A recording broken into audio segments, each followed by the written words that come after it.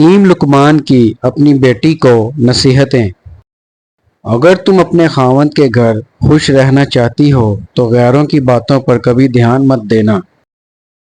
اپنے شوہر کے راز کبھی کسی سے ظاہر مت کرنا، یعنی کبھی کسی سے باہر مت کرنا۔ یہ بات تم دونوں میں جدائی پیدا کر سکتی ہے۔ اپنے خاوند کے مال کی حفاظت کرنا، اسے اپنا سمجھنا، غلط جگہ خرچ نہ کرنا، صحیح جگہ خرچ کرنا۔ اگر تم چاہتی ہو تمہاری زندگی اچھی گزرے تو ہمیشہ صدقہ کرتی رہنا۔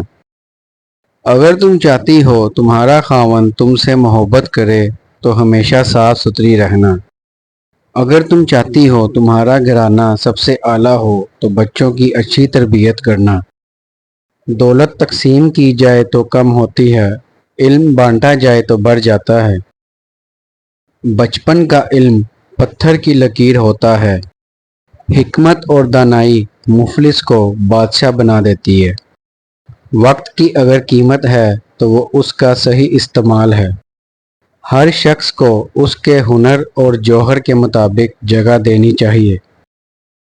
خلوص جاہل کو عالم میں بدل دیتا ہے اور خود غرضی بڑے سے بڑے عالم کو جاہل کر دیتی ہے۔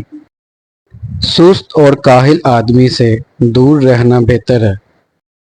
تمہارا غصہ تمہارے دشمن سے بھی بڑا دشمن ہے۔ حکیم لقمان سے فرمایا، کیا موت سے بھی زیادہ کوئی تکلیف دہ چیز ہے؟